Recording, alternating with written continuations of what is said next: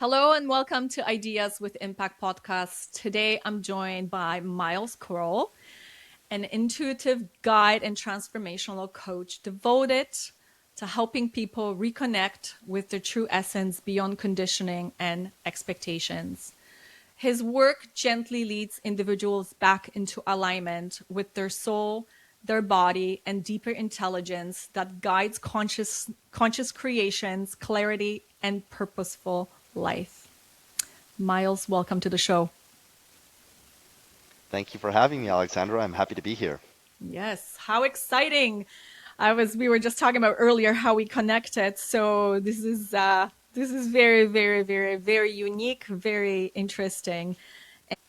My first question to you would be if you can tell me about how you grew up and how deeply you were connected spiritually in your household.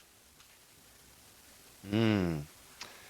So, born and raised in Montreal, Quebec, Canada, and I was very fortunate to grow up in a very spiritual household where my father was a professor at a local university, Concordia, where he taught the creative process and accessing intuition through art, specifically through sculpture. And my mom was an energy worker, intuitive guide, and channeler. Mm-hmm. So I was born into this household where, from this early age, I was exposed to realizing that the world wasn't as it seemed and that there were different layers to the human experience and different experiences we could have spiritually. Mm. Did how did you how did that shape you to what you are today? Like That's were you always spiritual, or did you kind of go in and out in your life? It's a great question. I definitely, from the get-go, was my parents' son, being an open-minded individual and being connected in energetically, Mm-hmm. and particularly seeing my mom channel Mm-hmm. from when I was a young child completely changed my perception and experience of reality. To see my mom lying down and leaving her body and watching an energy take over and speak through her. Mm-hmm. When you're 6, 7, 8 years old and you're watching this and you're told when you go to school, don't talk about this, you ingrain a certain energy within you that you carry with you for your life. Mm. Now, of course, as I went into my adolescence and early 20s, mid 20s, and let's say even late 20s, that left me a little bit Mm-hmm. because you get tied up in going to high school Mm-hmm. and, the whole journey of being a teenager and then becoming a young adult.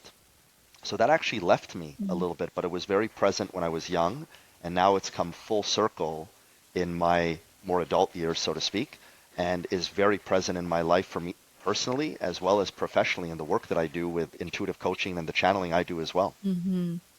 Did you find difficult growing up to, I call it, being different?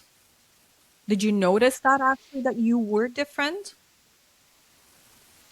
I definitely noticed I was different. I have an older brother, and my brother was definitely different than your average person. Mm-hmm. My brother is a hyper intelligent, high IQ individual who really lived in his own world. Um, and I really followed in his footsteps, really a mathematical mind. Mm-hmm. And so being my brother's younger brother and watching him as my older brother really kind of shaped how I looked at myself and looked at the world. I really looked up to him. And I remember even having little beliefs when I was a child saying, well, if my brother's really smart, then I must be smart. Mm-hmm.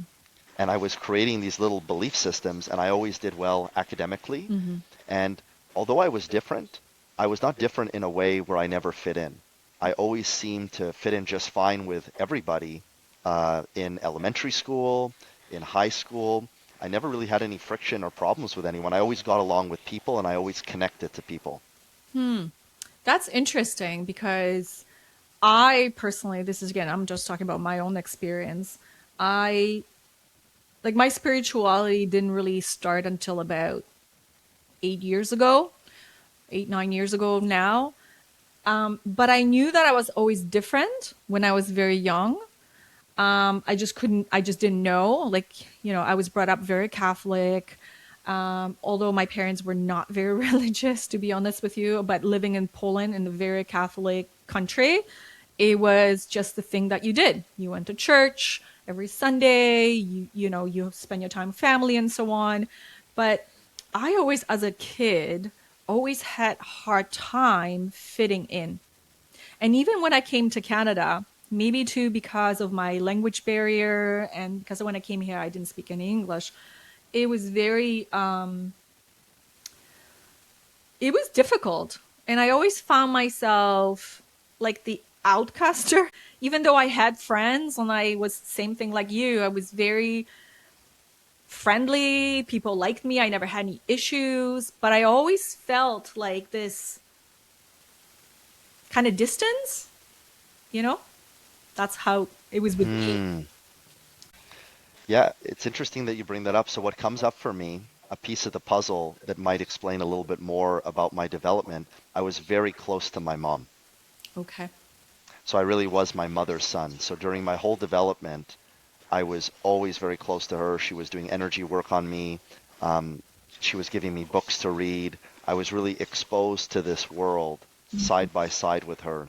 And that really gave me, I guess, a place where I could feel safe and understood Mm-hmm. in that kind of spiritual energy and how I was looking at the world. But at school, I was just like every other kid. Right. And I wasn't a fan of school, to be honest. I did well academically. I was a very energetic individual. Mm-hmm. Let's just say being seated is not my forte.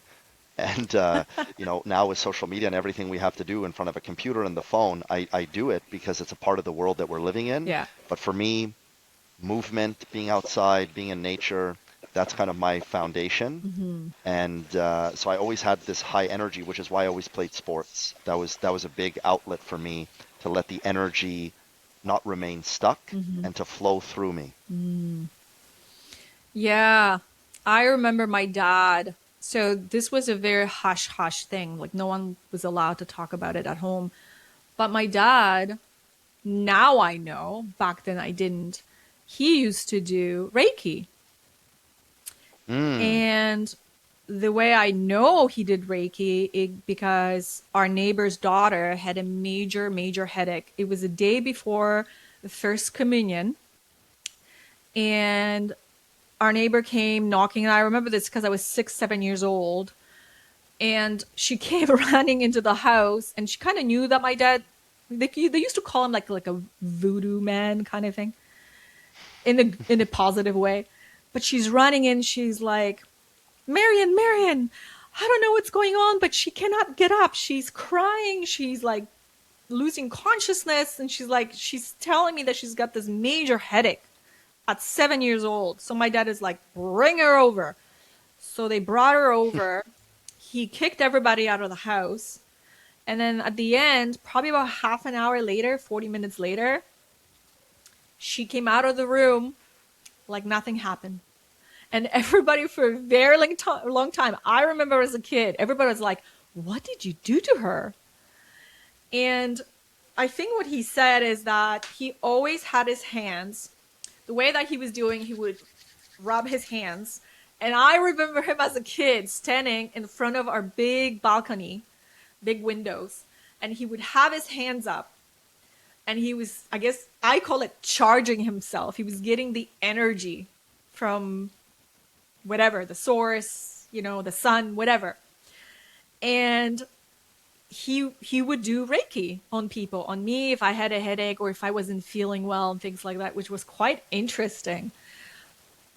But that was not spoken at our house. Like I said, it was a very, very hush hush thing. And even like recently, about 3, 4 years ago, I asked my dad and I said, Dad, I'm like, you have these gifts. Why can't you like use those? He's like, oh, I'm too old for that now. Yeah. Mm. So it's too bad, but I know my dad has a gift too, but he just doesn't want to use it. Mm. Yeah, there's a lot of people out there with gifts. Some of them are called to bring them to the world, others are not. Yeah. Everybody has their own path. And when you shared what you shared, it reminded me of just growing up with my mom doing energy work on me. Of course, she did the Reiki stuff as well, but she just had her way of doing things. So I was taught from a very young age. Actually, it's interesting that I'm having this memory now, but I was taught from a young age that if I wasn't feeling well, either I was feeling sick or I was feeling a negative emotion, to visualize white light entering my body and filling my body up to be able to stabilize myself energetically. And I even remember um, my mom giving me this visual of having like a shower and just this shower of white light and Interesting. golden light. So I would do this as a kid. And I actually have a memory when I had like the stomach flu Yeah. or something hit me. And I did this, I don't even know how I did it. I couldn't get back to this, but I did this energetic thing where I saw all this light entering my body Mm. and it just disappeared. And I've not been able to do that since, but I remember that vividly. I can see myself kind of hunched over, grabbing my stomach in pain and visualizing this energy. And all of a sudden, I was fine. Oh, that's so beautiful that you actually have that kind of not support, but that kind of, because you both parents were very aware, right? And Yes. they understood, and they brought you in with the knowing of what it was. And my state was not, kind of thing. But I had to go through my own stages of my life, and here I am. I'm so grateful for it. Found it a little bit late in my life, but it's okay. My journey has not, or is not, ending yet. So there's so much more to it. Yeah. Yeah. Absolutely. We each have our own path, and it's definitely not a race. Nope. We each are exposed exactly to what we need to be exposed to when we're supposed to be exposed to That's it it. for our development. That's it. And, everything has a divine purpose and a higher reason. And very often it's only looking back that we can thread all of our life experiences together and really understand why there was this certain order and sequence of our life events. That's so nicely said. I like that. Yeah. Yeah. So you have built one of the top private fitness clubs studios in Montreal. What drove you to do that in that chapter of your life? Yeah, it's funny to think about my brick and mortar fitness business because I've moved on from that, but it was such a huge part of my life. It was a 12-year journey that started in 2011, 2012. And what drove me to build my studio was really my unique perspective on how I wanted to be able to deliver health and fitness to the world as a service. And very early on, I had a mission and a mission statement, which was to empower people to be the healthiest, happiest, and strongest versions of themselves on all levels, physically, mentally, emotionally, spiritually, and energetically. And for me, fitness wasn't just about aesthetics. That was one small component for me. For me, I saw fitness as a tool to be able to reinvent yourself physically, mentally, emotionally, spiritually, and energetically, and to be able to build confidence, be able to change the way you feel, change the way you show up in the world, your inner strength translating into your outer strength. So I had this view of fitness very, very early on, and I had a great mentor. Uh, he's still around, Wagner Rulli. I became certified when I was 16 years old. As soon as I was eligible at the YMCA to take the personal training certification, I did that. He was my mentor and teacher, and he had a program for students where, because I couldn't afford personal training when I was 16 years old, he had a program for students. If you were paying for your own training, and he believed you, that it wasn't your parents paying, it was you paying, he would, you do 2, 3 sessions with him for him to show you a workout program, and then you'd go do it on your own for 4 to 6 weeks. So I was being trained by him as well under his tutelage, and he was a phenomenal coach. He really believed in the mind-muscle connection, knowing where your strength was coming from, and connecting your body and your mind. So once I got with him, I was hooked on fitness as a spiritual tool. That's very, very interesting. So did you had your business even through COVID? I did. I did. As a matter of fact, um, did not see the pandemic coming, as we all Mm-hmm. didn't rather. And it really, in Quebec, where I'm from, I believe the actual statistic, I could be wrong, but I believe that gyms were closed 19 out of 24 months. I Wow. think that's what it was. So it was a really rough time. And unfortunately, the pandemic dismantled many businesses. Mm-hmm. Fortunately, I had a very strong brand Mm-hmm. and was able to weather the storm. And then I was able to successfully exit from that. I elected not to do fitness anymore Mm-hmm. and move into business consulting and business coaching. Because one of the things I was really good at was building up my team and clientele and my brand Mm-hmm. and all of the marketing for the business, particularly paid advertising, social media ads, Google ads, funnels, client acquisition, CRM systems. I learned all this on my own Mm-hmm.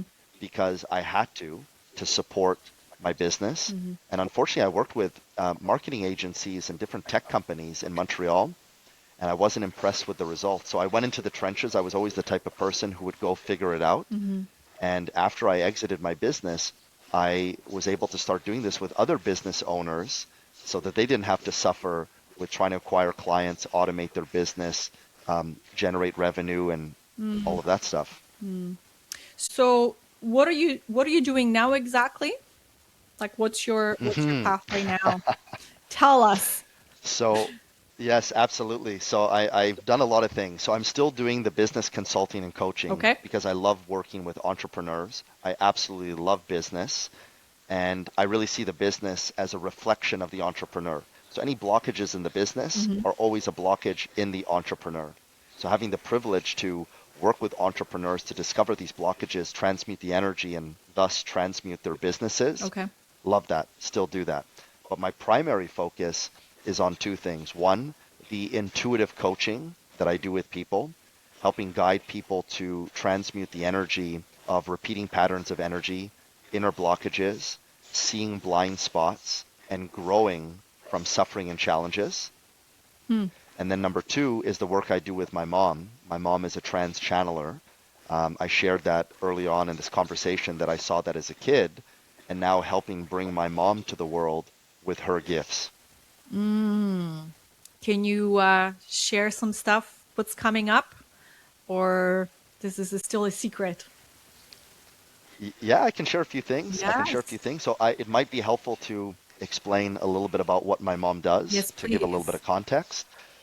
So my mom is a trans channeler, and she channels in a way where she has to lie down, completely relax her body, and leave her body. Mm-hmm. Of course, both my mom and I, we do channel consciously. Words come through our mouths that are not ours that we speak, but she has the very unique gift of being able to fully leave her body and have an energy take over. And this energy, it's not an entity or a collective of entities, it's a field of consciousness on the doorstep of the prime source. And it was a 3 year journey for my mom over 40 years ago to anchor this energy that chose her. She every day with my father worked on this until she was able to really crystallize, so to speak, this gift. Mm-hmm. So when my mom channels, she leaves her body, this energy takes over and speaks through her. And it's a two-step process. And this is very unique because not a lot of people have heard about this two-step process type of channeling. So what do I mean by two-step process? Well, when my mom is preparing to allow this energy to come through her, there are six beings that show up around her. These Okay. beings are called creator beings. And these creator beings weave a sacred energetic geometry around my mom that both protects her body from the energy that's coming through Right. her and also acts like an antenna to be able to download this energy into her physical form to speak through her. When you say I've download, only heard when you say download energy, is that downloading information of what she's getting? Is that what it it's means? allowing it's allowing this field of consciousness Mm-hmm. to access our physical realm Okay. through her. Okay. So that's the downloading aspect, that this energy goes from its non-physical form Right. through her into physical form, using her body, her vocal cords, and her mouth to speak words that aren't hers. Wow. But these beings, to protect her, because the energy is so strong, they need to weave this sacred geometry. So I've only Right. heard of one instance in my entire life of this two-step channeling process, Right. and that's something that my mom is able to do. And it's a very special experience to be in her presence, whether it's online or in person, and to be able to feel the energy. We've done Wow. a lot of group sessions. Hmm. We've done one-on-one sessions in person and online. We've even received people Hmm. to fly in and spend an immersive day with us doing this type of work, channeling and energetic work with us. So it's very, very special, very, very sacred. And every time I do it, I'm so privileged to do it. My whole body lights up in goosebumps. Wow. It's a very unique experience. Oh, whenever I'm in Montreal, I would absolutely love to experience that as well. So we'll talk after the show for sure. Yes, absolutely. Yeah, very interesting. So after that, you guys are creating something special together. Is that correct? Yeah, so we've been under the radar. There's no official website or Instagram page Hmm. for what we do. All of that is in motion. Okay. And we've done a lot of activities that have been recorded. Hmm. And so right now, as we speak, a lot of that footage is being edited and put together. Okay. The website's being put together. The Instagram page is being put together. And we are going to be doing monthly energetic updates for the collective, which Hmm. we'll be doing through YouTube and also sharing on social media. Hmm. And what's very interesting about the energy my mom channels, I should just say this, a lot of the energy that's channeled, that if you've watched YouTube channels of channelers, a lot of the energy is rooted in love. And what's very interesting is this energy that my mom channels is a neutral energy. Hmm. It's a neutral energy. It's a balanced polarity. And it's not about good, bad, right, or wrong. Hmm. It's not about love, even though one could say that the fabric of reality, at least as we experience it in the physical realm, there would appear to be this belief that love is at the root of it all, that we all seem to have within us this moral compass deep down to help other people, to contribute, to collaborate and co-create, Hmm. and then we battle with our ego to figure all that stuff out. But the energy that really comes through my mom is a very different Hmm. type of energy that interfaces with the individual's energy, and in that interfacing causes individuals to have thoughts, ideas, things start to emerge, bloom, and blossom within them, not just in the experience, but after the experience. Wow. Very, very interesting. When she discovered this, you said 40 years ago, correct? Yeah, over 40 Yeah. years ago, probably maybe 42 years ago. Yeah. Was she aware or was she scared or was she not know what was happening? So um, my mom was tuned in to this type of stuff. Hmm. So it wasn't unfamiliar for her, Okay. but there was a whole process. And I'll actually share for the first time here what that process was like. I mentioned it was a 3-year journey of her practicing every day, but there was a few magical things that happened along those 3 years that brought her to that point because her physicality needed to be tuned Right. to be able to do this. That's Right. why it took so long. So in one of her meditations, she connected with Enoch, Oh, wow. the prophet. Yeah. And one of the things she shared with me when she was telling me the story is that when Enoch connected with her, Enoch became her guide in this lifetime. And Enoch said to her, "Our souls have known each other for a very long time." Mm. And so Enoch worked with my mom. My mom said she would show up in these meditations and Enoch would be by her side. Wow. And eventually, the ascended version of Enoch, Metatron, showed up. And when Metatron showed up in her meditations, Metatron assigned to her these 6 creator beings that then created this geometry around her. So it's a very special story. And it probably would be best to have my mom tell the story. I'm sharing my version of the story she shared, Right. but it really was this beautiful journey of Enoch and encountering Metatron and being assigned these 6 creator beings. And it was a whole process Yeah. to then anchor this energy that now speaks through her. But Yeah. a very beautiful trajectory that she experienced. Mm. Yeah, when you were talking about text years, I mean, it's very, I mean, they're smart, right? You can't just throw in stuff at people because if not, then people will be like, whoa, it's too much. I think Right. people really need to be ready and be prepared to see or at least connect with the energy or connect with whatever.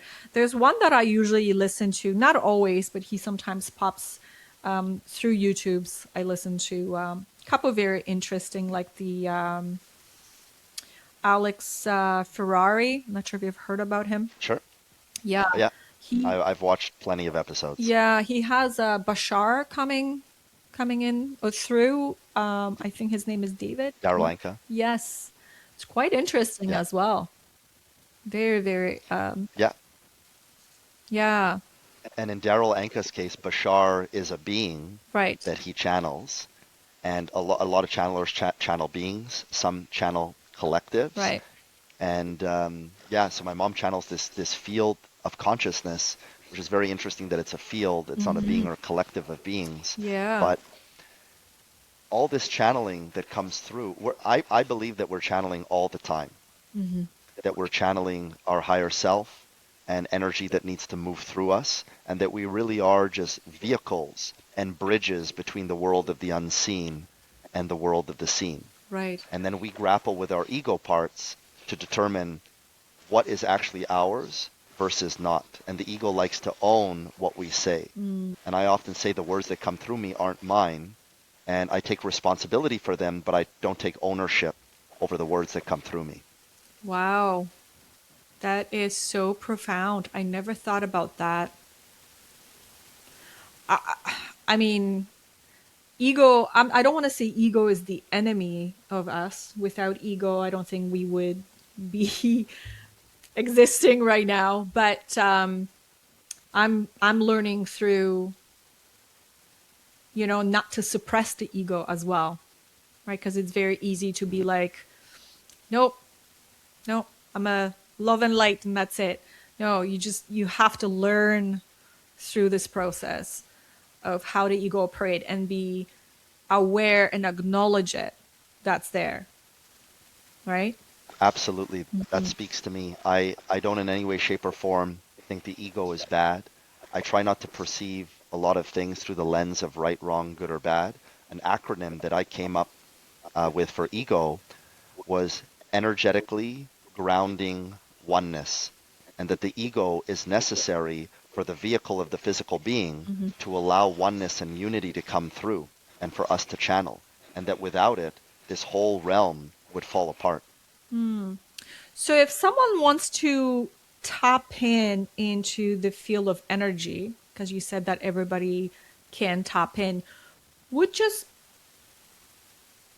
pure meditation work for someone, or this is again through a process of connecting and going through certain steps? This is a great question. For me, what I've experienced is that there's no specific way to do this. There are various tools in the toolbox and teachers that are present, and we have to find what resonates for us. Mm. So sometimes you'll hear like someone's like, "Oh, I really like this teacher," and another person will say, "I don't really like that teacher." And that's just perception. And if we are gravitating towards someone, that's our soul calling us to that individual. Mm. And for example, meditation, while it's a tried and true and tested modality, Right. not everybody will resonate with meditation. Mm. Some people might find that breath work is their way to access things. Other people might find it certain therapies, EMDR, Hmm. or family constellation type of work. So we know intrinsically and intuitively what we need to set parts of ourselves free. The real question is, can we learn to listen to our inner wisdom and guidance and then take action with what we're feeling inside to move us through time and space to where we need to go to be able to expand ourselves? Mm. So how can one do that when there's so much noise in the backgrounds going on? Because we live in such a fast-paced, bombarded with things. How can we quiet that down? This is a great question. I think that the way we think in our society is that we need to add something in addition. What resonates with me right now in this moment is subtraction, removing things. Mm-hmm. We have so much going on in our lives that we become inundated and almost numb.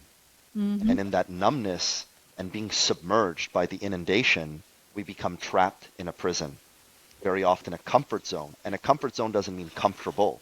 It just means predictable and familiar.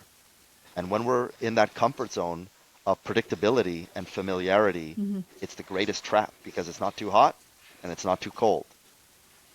So very often what I've seen, and I saw this in my life, life sometimes has to get worse Mm-hmm. before it gets better. Mm-hmm. And we don't like to hear that because no one wants to have their life get worse.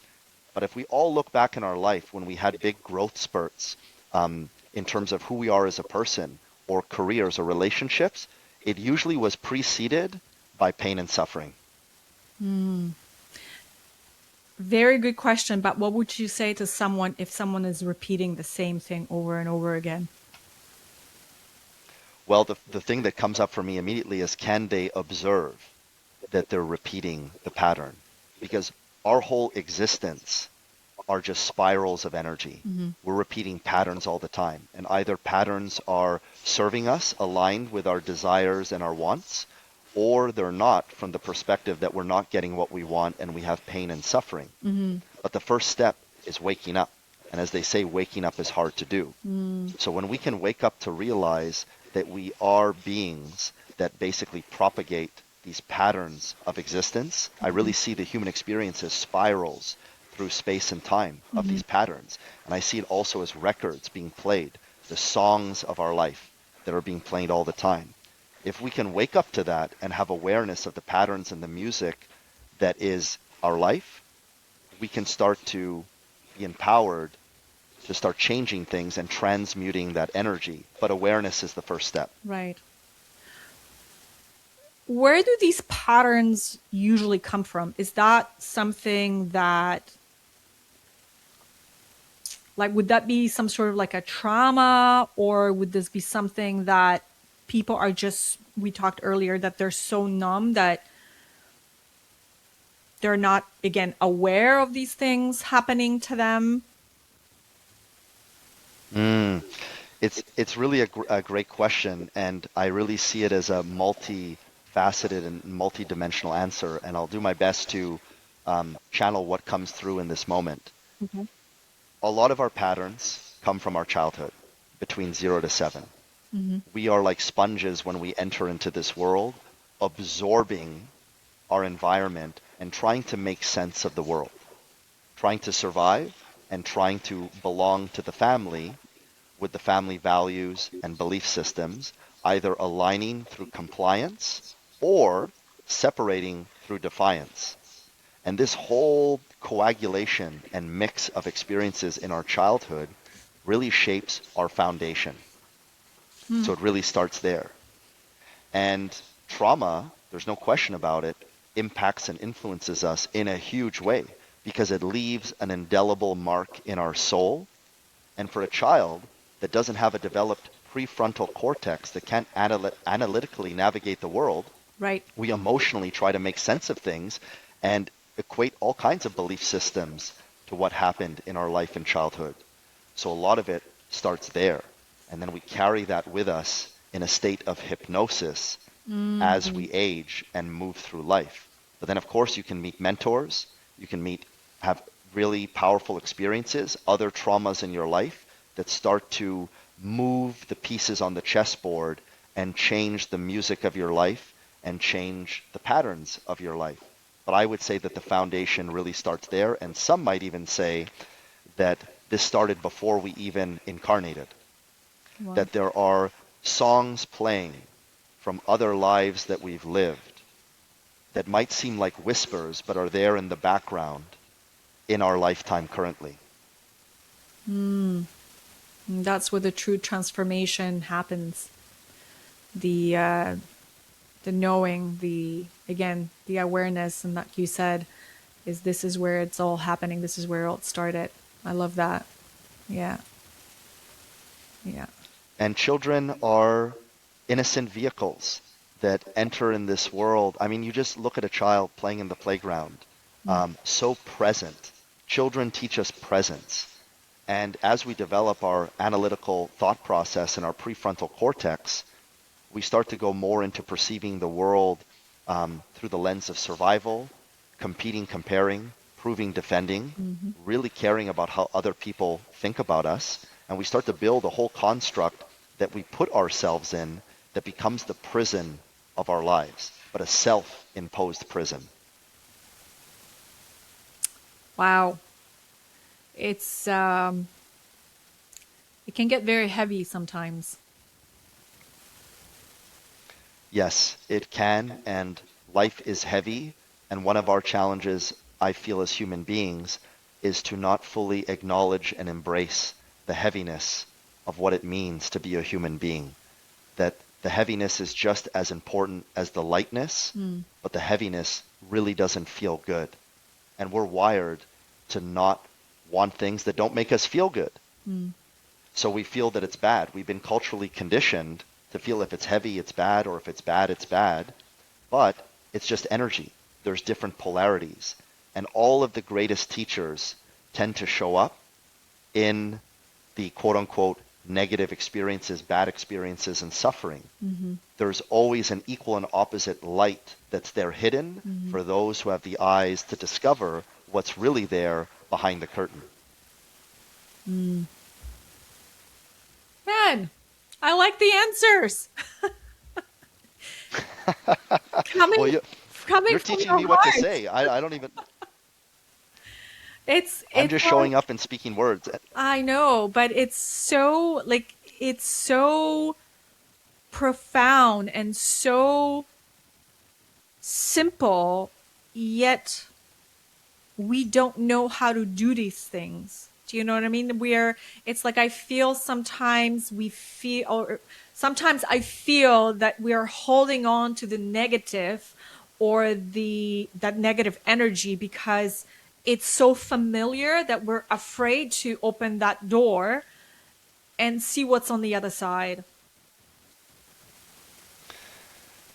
When you said that, for me, there's two layers. The first layer is, as an organism, how do we see the next light of day? So we are wired to look for what could go wrong, because that is the first layer of survival. If we're not looking for what could go wrong, something could go wrong and you're dead. You're dead, you don't see the next day. So preservation of the organism and the species is right here.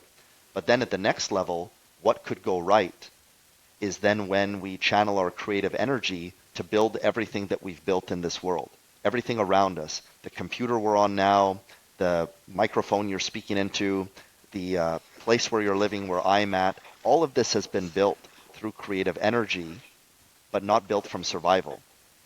It's built from what can we create as creator beings. But Right. it all starts with survival. Damn human Some of beings. us get trapped, though, in the survival loop. And that's Right. when creativity is stifled, and then we feel stagnant. And we're water beings, and a great metaphor is if you look at a body of water in nature that's stagnant, it will attract a lot of bacteria. We're meant to be in motion, and when the human being is not in motion and we're stuck, we start to decay. We start to wither away on the inside. We can become very cynical, very pessimistic. We will project outwardly, blame others, and not take personal responsibility. Yes. And it's a trap that we I'm get into. It's I'm a the form of yep. hypnosis. I'm the victim. I didn't do this, and then yeah, it becomes like a vicious circle of the same thing. Yeah, the stagnation, like you said earlier. Absolutely. Yeah, yeah. Absolutely. And the victim, it's an easy energy to fall into, Right. and so many people fall there. And I don't want to say it's good, bad, right, or wrong. It is what it is. It's part of the human experience. As a matter of fact, we are the victim, the victor, and the vehicle all at the same time. We just oscillate energetically in between us. It's not like you transcend the victim and now you're the victor and you're empowered in your life and you stay there. Stuff happens in our day to day. Everything is cyclical. Right. Everything goes ups and down. You can feel the victim in the morning, the victor in the afternoon, and then the vehicle in the evening where you surrender and let life move through you and allow that energy to pass through you as a bridge. But I really see it as a Venn diagram, that we're all three overlapping, and it varies in distribution throughout the day, throughout the week, throughout the month. We're always a victim in some way, shape, or form. We're never not going to be a victim. It's just how much, how long, how often. Those are the variables. So would that help someone with, let's say if they're in the negative state of mind or whatever, right? Or they're going through some sort of difficult time in their life, whatever. Would affirmation, gratitude help them in the process?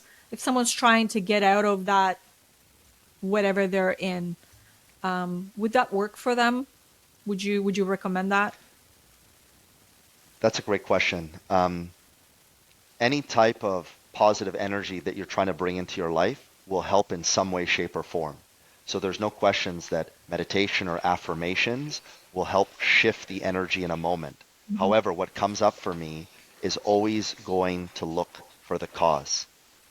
Why am I feeling the way I'm feeling? Is it a lack of affirmations? Is it a lack of meditation? Or is how I feel a symptom of deeper issues? And not necessarily issues, bad things, but deeper causes. Anytime we don't feel well, and we've not been conditioned to look at not feeling well this way, we're actually getting a knock on the door to explore self. We just don't know that we're getting a knock on the door. But if you hear the knock when you're not feeling well, it's an invitation to step through the door to discover an aspect or aspects of yourself that are hidden. And in going to find those aspects, you will find parts of yourself to reassemble, to, in essence, rebirth yourself, and then the symptom disappears when the cause is addressed. So would that be something that they would have, or someone, let's say me, I always refer to myself. So if I'm going through something, do I have to ask myself a question, why am I feeling this way? Is that an appropriate way to go about? I love your question. A question opens the mind, a statement closes the mind. As soon as we ask a question, we invite in a higher level of consciousness. Einstein said, logic will take you from A to B, imagination will take you anywhere. Imagination, intuition, these are all powerful forces that transcend space and time. So yes, questions, being curious and asking a question is what starts the transmutation process to transcend whatever it is we're feeling that we want to shift. I like that. I think it's so important to ask questions. Sometimes difficult questions, even when we don't want to ask those questions. Yeah, and it's also okay to not ask a question. You can say like, I'm Yep. feeling mad right now and I'm not curious. Yep. And that's okay. Yeah. And that's meant to be lived, to have Yeah. that experience. But I believe that every experience we have, we're meant to have. Or come back Not later feeling on. good, Yeah. yeah, Yeah. or come back later on. Not feeling good is actually the gateway to feeling good. They're two sides of the same coin. It's just in that moment we're looking at the coin this way, but then Right. all we need to do is flip it, and feeling good is right on the other side. Interesting. But Just when we don't feel good, it is the body trying to send us a signal. So I'll give you an example. You have shoulder pain. Came out of nowhere. Did it? Is your shoulder trying to talk to you? Is it your right side or your left side? Is it referring to the future or the past, the masculine or the feminine? The body is always talking. And every symptom of the body is a story for those who are willing to see it as a story and open the book and read the pages of the innate wisdom that's being presented to us. We just haven't been raised in this way to understand the dynamic of our physical body and our energetic body. so what you're saying is that nothing is written, like things are written, but you can always rewrite your story. Is that what you're saying? Is that my understanding? My understanding of the question you asked is Destiny versus free will. That's what I heard you say. Okay. And this is how I would describe it. And I don't want to assume that I know anything, Hmm. but this is what's coming through for me now in this moment. Okay. Human beings, our existence is a paradox. And people debate, is there destiny or free will? Well, what if there's both? Well, how can that be? That's a paradox. Mm. From our human experience, we feel free will. And that's what makes the experience so amazing. Hmm. I can choose to lift this bottle up or put it down. I have evidence that I'm in control from my human perspective. Hmm. But what if as I pick this up, there's a cord attached to my hand and there's a puppet master moving my hand Hmm. that I don't see? So I look at destiny as this divine tapestry that we all live that's predetermined. But we have the amazing human experience to not know what's going to happen, when it's going to happen, how it's going to happen, and why it's going to happen. Because if we knew all that, the whole mystery would be gone and this whole realm would collapse. So is it possible that destiny is happening from a higher realm, but then we have the experience that we're in the driver's seat, but someone's really just pushing the car? Mm. And it's very complex to contemplate these things, and it's fun to play these little games with figuring out what's this, what's that. And the truth is, this is the honest truth. If we're really being honest, we'll never know. No. We'd like to think we can figure it out. Human beings really like to figure stuff out. Yep. And human beings like to say, life is this way. This is definitively right. This is definitively wrong. This is a law. This is not a law. But we've had laws and rules that have been superseded by other laws and rules. We think at one time, we thought the Earth was the center of the universe and everything revolved around it in our solar system. Then we saw it's the sun. So things are always changing. And the truth is, we'll never know for sure. And that is the ultimate force that makes human beings curious. That there are mysteries that we can never know, but our pursuit of the mystery in our curiosity is what moves us through time and space. And I see curiosity as a force that pulls us to allow destiny to unfold. We're humans are so unique in so many ways. It's like trying to find, like you said earlier, find these ways of, is it true? Is it false? All these scientific, everybody. I had actually my daughter, we were talking about health and things like that. And she's like, well, Mom, it's not scientifically proven. I can't remember exactly what we were talking about, but it was some sort of a off context things that we were talking about. And I'm like, but honey, but yes, science is absolutely great, but it's always evolving, always changing. So it's never going to be the same. Tomorrow they could come up with a new study, new things. They're like, oh, we just discovered this. So don't stick to just one particular saying that I have a piece of paper here and this is what it says, because tomorrow it could be relevant. It would not even stick with it, right? Absolutely, absolutely. And this reminds me of a quote that I love. Mark Twain said, don't let your schooling get in the way of your education. In other words, don't let your preconceived beliefs block you from being open-minded to discover what there is to discover beyond what you know. Wow. I like that. I'm going to have to write it down. But we really like to root our identity Yep. in what we know and hang on to that. And that's why there's a lot of conflict in the world. When we have flexibility of thinking and we're not so fixated on what we believe and we're more curious why other people believe what they believe, then we can have collaboration and cooperation. But when we're trying to prove and defend our points versus seeking to understand where someone else is coming from, this is what manifests conflict. Because we are rooted in ourself and our own ego. And again, the ego is not bad.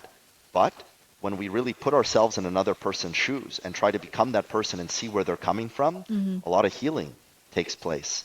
And for me, healing is not about fixing anything that's wrong. The acronym I came up for the word heal was having energy alchemically liberate. Right. When we heal, what we're basically doing is we're transmuting energy from one form to another form, consciousness from a stuck form to a more expanded form.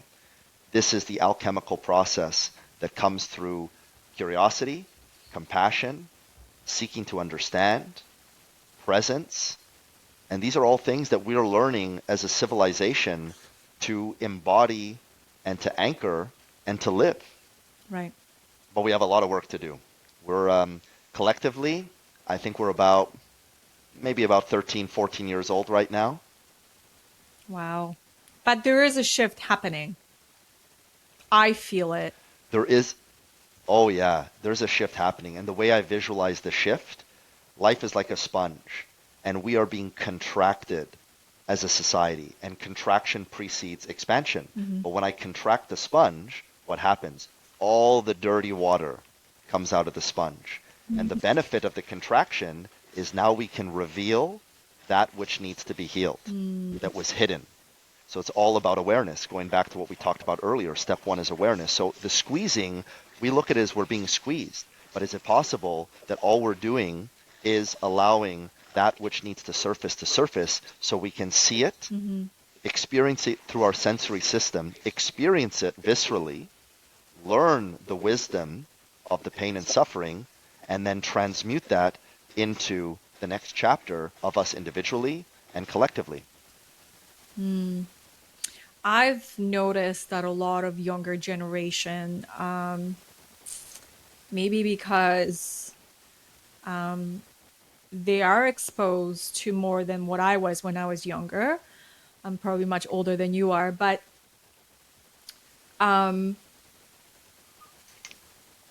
they are like, I have 3 children, and I'm looking at them, just particularly them and their friends. They are completely different trajectory than I was when I was that young, in terms of they are more aware what's going on in the world, what's going around them. They asking these questions like we were talking about earlier. Like if something's going on, it's like, okay, why am I feeling? They don't get as angry. They don't hold it in. That's what I noticed. Absolutely. Every generation has certain inherent characteristics, and that doesn't override our individual nature. But there seems to be themes and trends that permeate different generations. And this shift is allowing for younger people to become more aware, because awareness is what helps transcend suffering. And when we can associate a higher purpose to suffering, that's when we can start to transmute the energy. But when we suffer over our suffering, we remain in the prison of suffering. Right. But when we can learn from our suffering, we can grow and transcend the suffering and evolve. I love your answers. it, it makes you think. You know, like it's deep. I love it. Well, I love that you love it. I love to explore these things and see what comes up. Yeah. The answers that I share, they're not definitive answers. Yes. They're more portals. And what I mean by that, they're portals that invite us to explore. And when we are curious and we explore, we can have our unique experience of navigating this physical realm. We all get to have our own unique experience of exploration and discovery. We talked a little bit about, you were mentioning your daughter and scientific facts and true or false. That's what you were mentioning earlier. And I wanted to share something a little bit about that. We're conditioned to ask, is this true or is this false? But what we're not conditioned to is to ask, how do I feel in the presence of this energy? And what comes up within me when I connect into this question? Those are really these incredible gifts beyond right or wrong, good or bad, true or false. And those things come up within us and help us learn about self and the world that we're interfacing with. I'm going to have a discussion with her about this. Make a list in this podcast. Yeah, We really have. Go yeah. ahead, please. No, what I was just trying to say is like I'm very open with my children, as much as possible. Definitely bringing them completely different way than I was brought up. More spiritually than anything. And I always say too is like you have to be open, curious, and just life is life is a journey. It's never linear. It always flows, like you said, flows and like it goes in and out kind of thing, right? So never stick with one thing. Give yourself that space for whatever needs to come in and accept it the way it is, you know? So I think that's the only way that I can kind of help them through or navigate through their life. Well, definitely the point you brought up about space being there, that's key. A lot of people don't have any room to maneuver, so they feel very contracted. It's like a glass that's full of water, it's going to overflow. But when you reduce the water in the glass, you create space to be able to receive.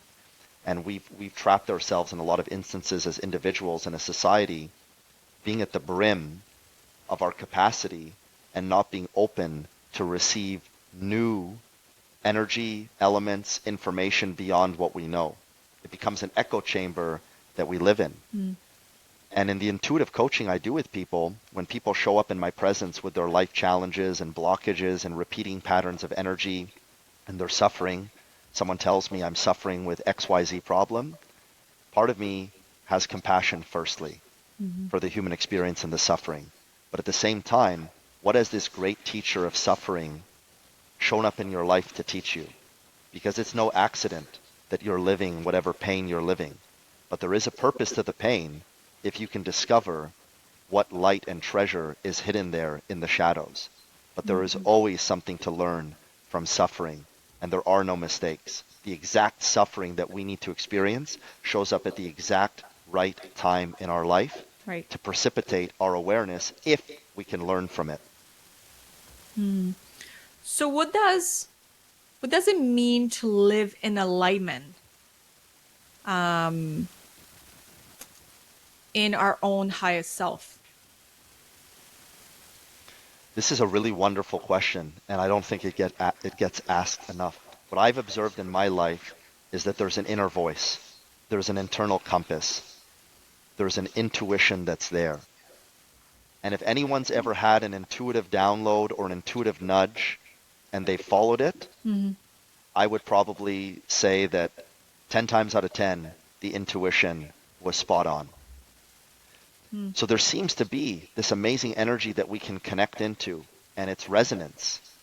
And when we connect more deeply into that resonance, that inner voice or intuition, life seems to become this magical journey. But when we disregard our intuition and we come from the energy predominantly of our ego, there's nothing wrong with ego, but predominantly from our ego, and we ignore this inner voice, we tend to get out of alignment.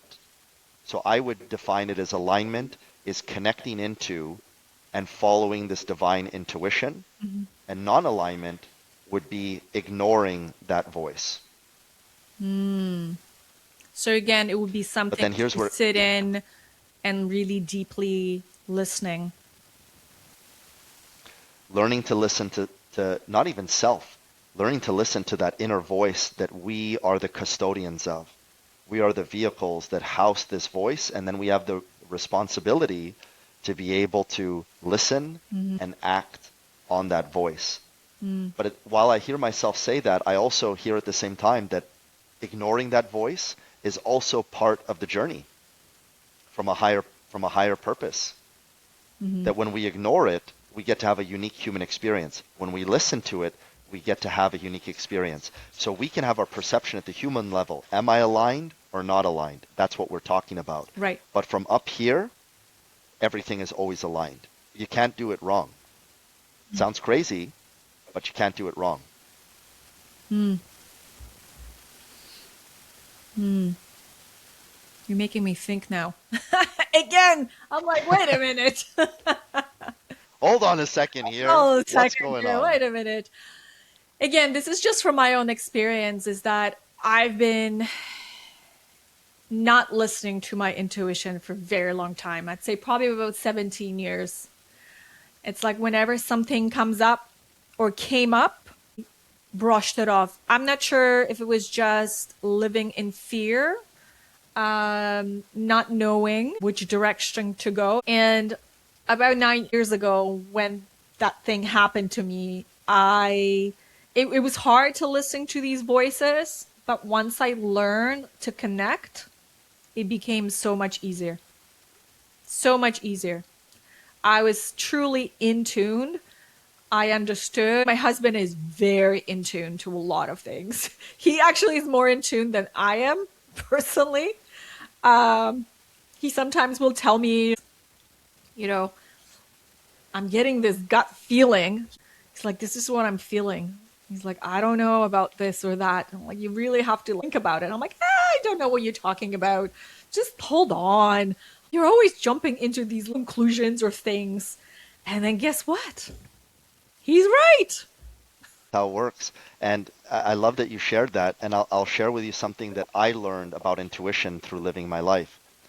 What I learned about intuition is that there's a couple steps to being able to access and follow your intuition. The first step is to become aware that intuition exists within you and that there's a voice. The second step that people don't realize is actually a part of the step of climbing the ladder of being able to access and use your intuition is observing your intuition and not listening to it so you can learn from the painful consequences of Mm, not following your intuition. That's touching the stove over and over and over again until you get the lesson of, hey, I'm going to actually listen to this intuition within me. And then you do it and you see, wow, my intuition was right. hmm Now you're in the phase where you can access and implement your intuition. But that in between phase of hearing it and ignoring it is actually crucial and critical to being intuitive. Mm, okay, I'll take those And steps. you have 17 years of experience. You're a pro. I know. Tell me about it. Oh, oh, it's just, it's for me again, it's literally relearning how to tune into that, So um I am more aware for sure, with the help of my husband sometimes, because sometimes you got to dance together. Sometimes I'm over Yeah. here and he's like, "Yo, come back." So it's quite interesting. It's a beautiful dance, and uh, intuition is very important. I feel it. I try not to ignore it most of the time, but yeah, yeah, it's good. But that really is our guiding force, our Right. inner light. It is the bridge between our physical experience and our non-physical essence. Mm, It's whispers of the divine from beyond this realm. right. And everybody says the same thing about intuition. When you follow it, it seems to always be right. Yes. Yes. And it's learning to listen within. But we have to shed enough layers to be able to get to that core of being able to hear the voice and Right. learning to trust self about the voice. That's the biggest part. Self-trust. What if I do it wrong? Mm, Let me go with what's familiar and predictable, because that I know. right. But this other thing that's telling me to do this wild and wacky thing, why is this voice telling me to cross the street and go and speak to this person? Mm, That's madness. That doesn't make sense. I'm not going to do that. Well, is it possible that you might go talk to that person and it might lead to X that leads to Y that leads to Z? That's the magic of life. When you follow that voice, mm, magic happens. Synchronicity, serendipity. mm. Women used to be so, I mean, women still are, but they used to be so intuitive within themselves in the past.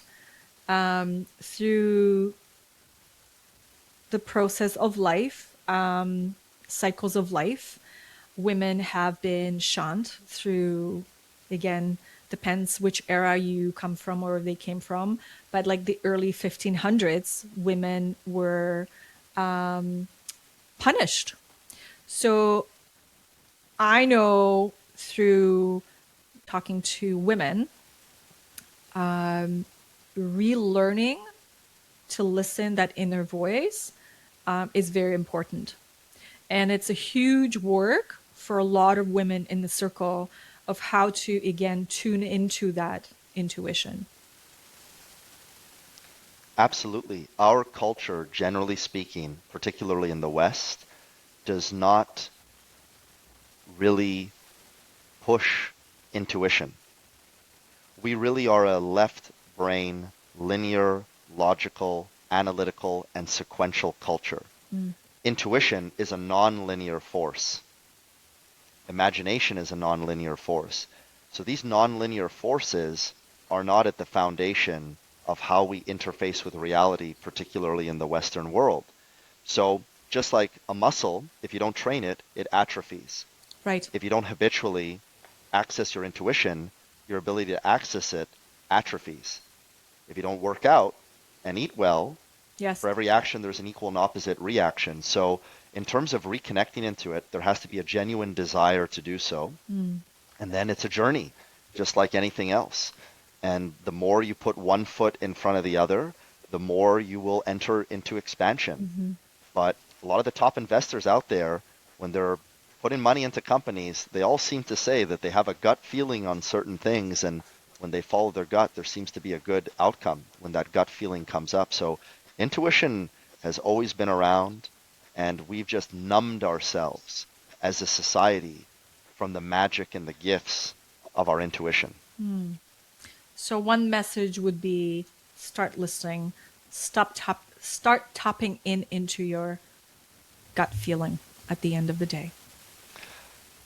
I would say one message would be that it's worthy exploration Mm. to look into accessing your intuition if that resonates with you. Mm. And when you're ready. When you're ready. And that's the thing. We'll be ready when we're ready. Right. And here's, when some people are trying to figure out, should I do this or shouldn't I do this? What I've seen in coaching people is that if we're trying to figure it out, we're actually not ready. One day you'll wake up and you won't have to make a decision. The decision will be made for you Mm. and you'll just know. It's like when you're in love. But we spend so much time suffering as human beings trying to figure things out in this mental roller coaster and merry-go-round and ping pong match. But we can actually delegate trying to figure things out and let go. And in letting go and not trying to control how things should be, Yes. the answer will emerge Yep. and will enter us, and we will know what to do without having to think about it. Do we like to hold on to the control because we want to know the outcome? Control is certainty. When we try to control things with how we know how to control things, there's a high probability of us understanding the outcome. But Mm. when we release control, we're in the realm of uncertainty. And Mhm. uncertainty and survival don't go in the same sentence. So we are hardwired to repeat patterns Right. of certainty, even if they cause us pain. Because you think logically, if this pattern and cycle causes me pain, why would I continue? Because it's predictable and familiar. The devil you know versus the devil you don't know. Right. And we get in these traps of the comfort zone that's not comfortable. The comfort Mhm. zone just means predictable and familiar, but we get into these pain loops. And once you're in there, the hypnosis gets deeper and deeper and deeper, Right. and you become lost. Eventually, if we're lucky, it becomes so bad that you hit a rock bottom. Yes. Imagine hitting your head on the cement. Yep. You wake up, you dehypnotize. And in dehypnotizing, all of a sudden you're like, oh my God, Mm. what have I been doing in this pattern for 6 months, 6 years? Right. And then the journey then you can escape the pattern and the journey starts of the new life Yes. because you've dehypnotized. But when Yes. we dehypnotize, we're like, oh my God, how was I doing this for 6 years? Yep. I didn't know Yep. because you were numb and you were blind. Yep. And that's okay. Human beings live this experience. It's okay. Yep. I've experienced it. I know exactly what you're talking about. So, would I ever want to go back to live that life? Absolutely not. You know? So, yeah. We live and we learn, hopefully. That's it. Learning is not guaranteed. Living is guaranteed, but not all of those are destined to learn from their suffering.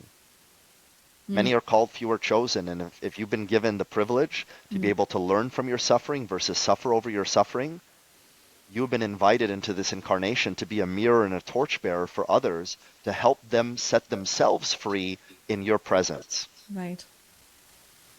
Mm, thank you for sharing that. It's a deep one. My pleasure. It's a deep one. Lots of great stuff going on in this conversation. I'm going to re-listen to this because I don't even know what I'm talking about. Miles, what is your deeper mission here? It's a great question.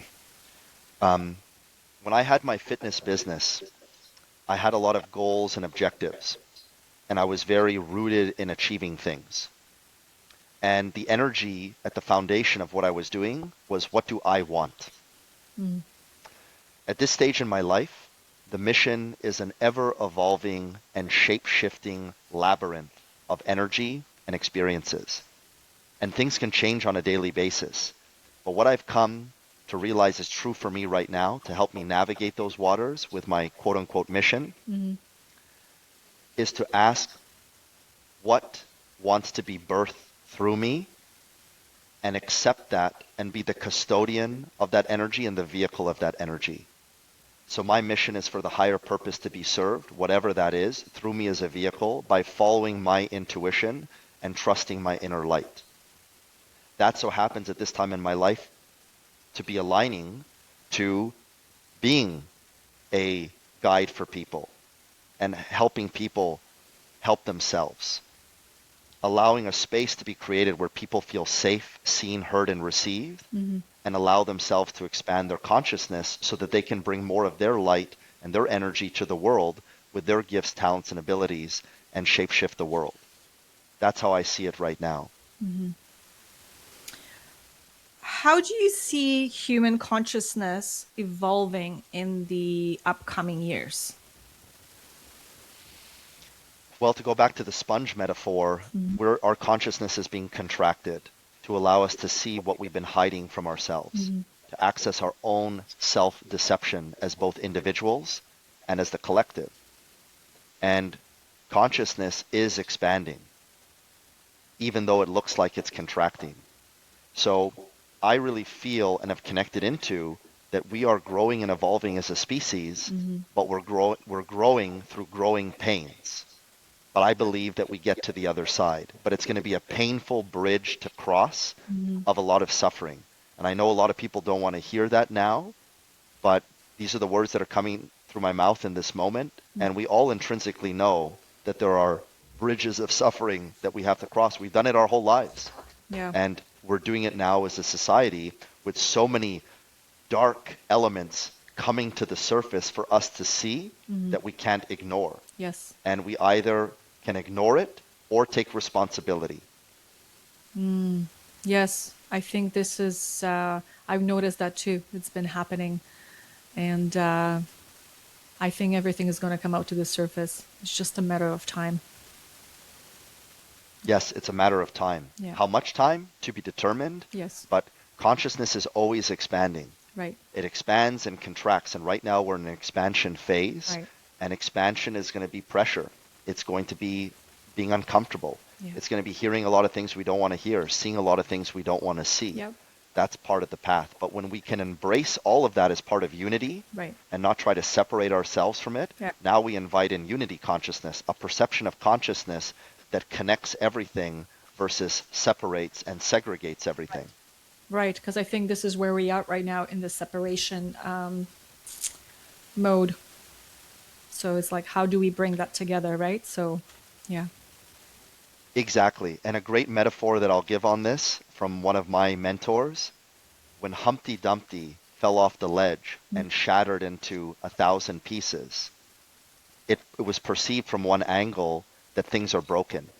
But what if jumping off the ledge, as we're doing now as a society, was to shatter ourselves into 1,000 pieces to one, see our parts and pieces and components to really understand who we are and who we are not, Mm. and then to glue that all back together with the golden glue Yes. into the transmuted version of us as a collective and a society. Right.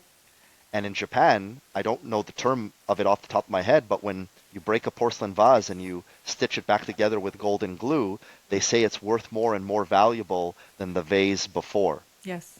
And that's what we're doing. It's a constant process of breaking ourselves down, gluing ourselves back together through infinity, ups and downs, to learn more about who we really are and what matters the most to us and what we want to create as creator beings in our lifetimes. Mm. Very beautifully said. Thank you for sharing. Mm. If you could leave listeners with one message about purpose, intuition, and creating their life, what would it be? Great question. What comes up for me in this moment is that everything that everybody is looking for is already within them, that it's an inner game, that all the answers that we seek and all the suffering that we want to transcend, all of that lives within us. And it's really an inner game to go within and see what wisdom is there for us to see, feel, hear, and experience, and to ultimately live out in our life. But it's all within. We're wired and conditioned to think that the answers are out here, but it's all here. We just have to believe that it's all there and trust ourselves Mm. about what we feel and have the courage to follow what we feel and our intuition. And if you don't know how, then there's people like yourself that they can reach out to. Because I think in this moment where people don't know how to get in contact with anybody, or they don't know what to do, how to do it, people like you can really truly guide and help them through. So I want to leave that at a note. Well, I appreciate you sharing that. I appreciate you sharing that. And what I'll say for people after what I just said is that in order for us to really go within, in some way, shape, or form, as a lawnmower metaphor, sometimes we need someone to help us pull the cord to Yes. get the lawnmower going, to initiate the energy, to overcome the inertia of our self-doubt and Mm-hmm. our inner blockages. And that's where the coaching, for example, that I do with the intuitive coaching and channeling can help people start their own lawnmower and access their own intuition and their light. The way I describe myself to people, I describe myself as a mirror for people to find themselves in my presence, a torchbearer for me to share my light so that they can see their own inner light that they discover. I don't tell them where it is, they find their own light.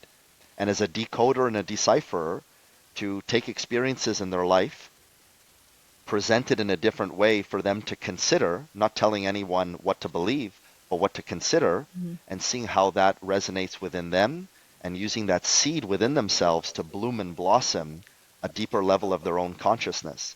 And that for me is really what I do with intuitive coaching. I just show up, I speak words that aren't mine, Mm-hmm. and people free themselves from their own self-imposed prisons. I just love what you said. You seeding, you letting the seeds out, let them grow their own, whatever it is. Let's just say flowers. So I love that Absolutely. metaphor. Yeah. Yeah. It's inner gardening, and we all need a little bit of assistance. Yes. Yes, all the answers are within, but we also have our blockages and blind spots. And that's where coaches and guides come into the equation to help us see things within ourselves that we can't see. That's right. There's a reason that we can't figure it all out on our own. We do need help, but it's hard to ask for help. Mm-hmm. But really it's getting help to help ourselves. 100%. 100%. Miles, Yeah. this conversation I don't think will end. I would love to continue with you, hopefully in the near future, because I think there's so many more questions. So I would love for you to come back sometimes this year again, maybe in the fall or whenever you have free time, because I know you're going to be super, super busy working on your projects and things. I would absolutely love to have you come back. Yeah, I would love to be back. Thank you for the invite. I appreciate our conscious conversation of exploration and discovery. Thank you. And if anybody watched this far into the podcast, I take my hat off to you metaphorically for finding resonance within your soul to discover what you need to discover. And anybody who tunes into this is meant to tune into this. That's how this game works. Right. You could be listening to 10,000 other podcasts or doing 10,000 other things.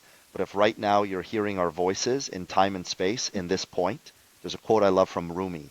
Where you are right now, God circled on a map. You're exactly where you're supposed to be. And your soul is calling you to this information for reasons known and mostly unknown. And the unknown reasons are for you to discover. Your soul will give you the answer if you listen. Thank you for sharing this. How can people reach you? So right now, if people want to get in touch with me, they can find me on Instagram. My handle is at Miles Kroll, Mileskrol.